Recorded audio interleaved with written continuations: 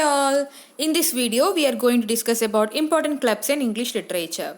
This is one of the important topic to learn, so without any lag, let us start. What is a literary club? The club or literary club is a London dining club founded in February 1764 by the artist Joshua Reynolds and essayist Samuel Johnson with Edmund Burke, who was an Irish philosopher and politician. It had 9 members. The toast of the club was "Let it be perpetual." This phrase traces its origin to the last dying declaration of Paulus Sarpi. Samuel Dyer is the first elected member of the literary club. Hawkins left the club in 1768, suffering ostracism for his verbal abuse of Burke. The club grew to 16 members in 1773, then to 21 in late 1775, and in 1783, the number had risen again to 35. In 1783, Johnson established the Essex Head Club. Now, let us discuss all the major clubs in detail. Spectator Club. The Spectator Club is perhaps Richard Steele's finest achievement. Steele has given an account of the members of the club. These members represent important sections of society. Steele describes 6 of the members of the club. They are Sir Roger de Coverley, Captain Sentry, Sir Andrew Freeport, Will Honeycomb, the clergyman, and the student of law. Next one is the Scribblers Club. It's an informal association of authors based in London that came together in the early 18th century. The nucleus of the club included the satirists Jonathan Swift and Alexander Pope. Other members were John Gay, John Arbuthnot, Henry St. John, and Thomas Parnell.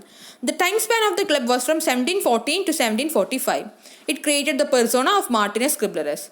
The club began as an effort to satirize the abuses of learning wherever they might be found, which led to the memoirs of Martinus Scriblerus. Martin taken from John Dryden's comic character Sir Martin Marshall. Scriblerus reference to scribblers, contemporary term of contempt for talented writers. The second edition of Pope's The Dunciad also contained work attributed to Martinus Scriblerus. Richard Owen Cambridge wrote a mock epic poem, The Scribbliad, where the hero is Martinus Scriblerus. Henry Fielding's play, The Welsh Opera, is presented as a tribute to the Scribblerians. Fielding's pen name was Scriblerus Secundus. It ridiculed the false taste in learning. Next one is the Kitkat Club. It's a political and literary association. Members of the club were committed Whigs. They met at the Trumpet Tavern in London and at Water Oakley in the Berkshire countryside. William Congreve, John Locke, Sir John Vanbrugh, and Joseph Addison, and politicians including Duke of Somerset, Earl of Burlington, Duke of Newcastle upon Tyne, Earl of Stanhope, Viscount Cobham, Abraham Stanion, and Sir Robert Walpole. The artist Sir Godfrey Kneller was also a member, and his 48 portraits in a standard KitKat format of 36 by 2018 just painted over more than 20 years from the most complete non-member list of the club. Next one is a Junto Club. The Junto, also known as the Leather Apron Club, was a club for mutual improvement established in 1727 by Benjamin Franklin in Philadelphia. The Leather Apron Club's purpose was to debate questions of morals, politics, and natural philosophy and to exchange knowledge of business affairs. Franklin organized a group of friends to provide a structured form of mutual improvement. The group, initially composed of 12 members, called itself the Junto. The members of the Junto were drawn from diverse occupations and background, but they all shared a spirit of inquiry and a desire to improve themselves, their community, and to help others. Among the original members were printers, surveyors, a cabinet maker, a clerk, and a bartender. Although most of the members were older than Benjamin Franklin, he was clearly their leader. At just 21, he oversaw 5 men, including Hugh Murday, Stephen Potts, and George Webb, who were soon to form the core of the Junto. Franklin was an outgoing social individual and had become acquainted with these businessmen. This gathering included prominent merchants who met informally to drink and discuss the business of the day. Franklin's congenial ways attracted many unique and learned individuals, and from these he selected the members for the Junto.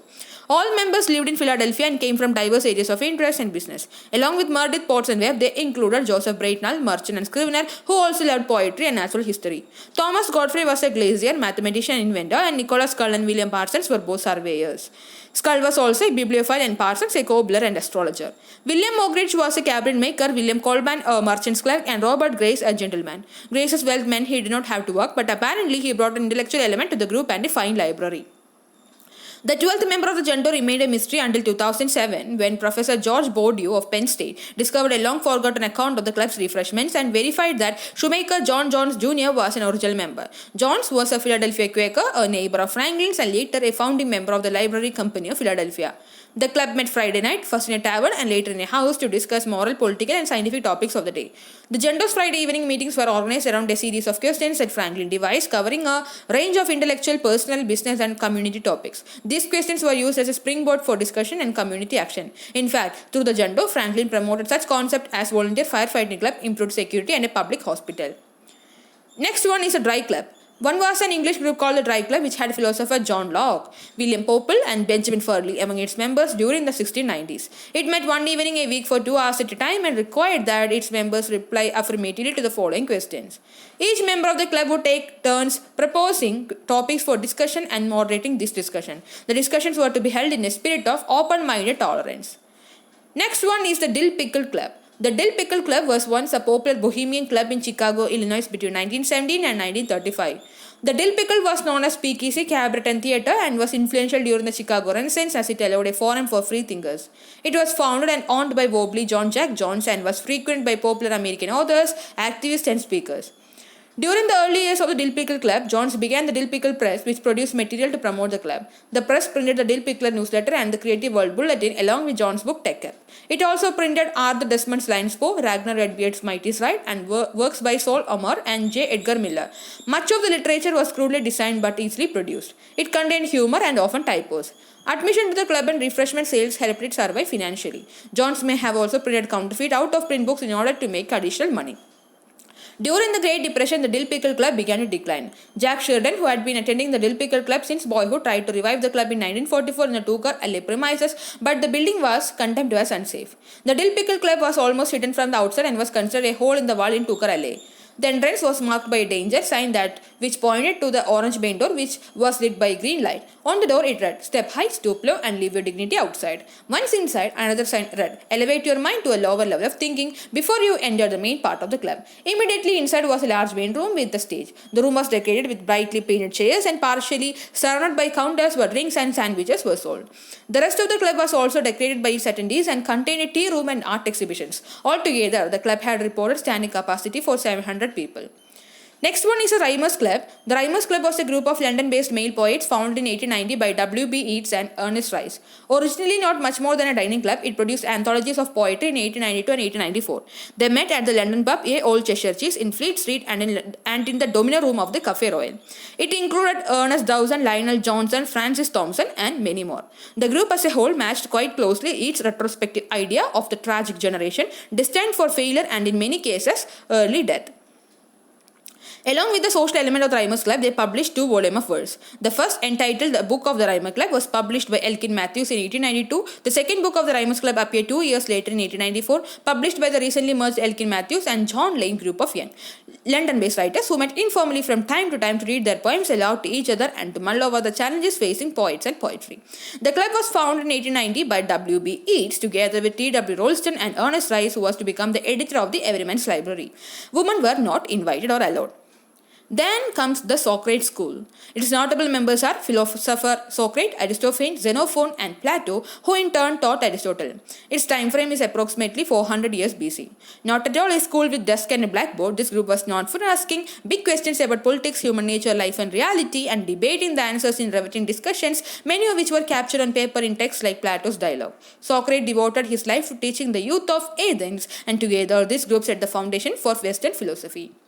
Next one is Stratfordon Odeon. Its members are writers Ernest Hemingway, James Joyce, Scott Fitzgerald and Gertrude Stein, poet like Ezra Pound, composer George Antheil, artist Man Ray. It was started in 1920s. Stratfordon Odeon was James Joyce's nickname for the bookstore, Shakespeare and Company in Paris's left bank on the Rue d'Odeon. The store became a hub for British and American modernists, and store owner Sylvia Beach published James Joyce's Ulysses in 1922. The store was closed during the German occupation of Paris in World War II, despite Hemingway's fabled effort to liberate it himself. Next one is the Algonquin Roundtable. Its members are writers Robert Benchley, Dorothy Parker, Alexander Woolcott, George S. Kaufman, Franklin Pierce Adams, Mark Connolly, Edna Ferber. This New York City writers group formed as a lark convened to share wisecracks and snide remarks among a group of humor writers, critics, columnists and playwrights, many associated with the Young New Yorker magazine. The group ended up meeting almost daily for lunch at the Algonquin Hotel. Next one is a factory. Its members are artist Andy Warhol and his stars Eddie Sedgwick and Gerard Malanga, artist Salvador Dali, writers Allen Ginsberg and Truman Capote, musicians Lou Reed, Bob Dylan and Mick Jagger, designer Betsy Johnson.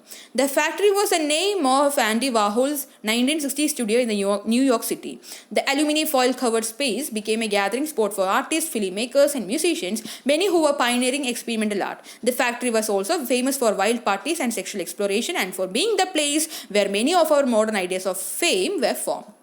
Next one is a Scandalous Club.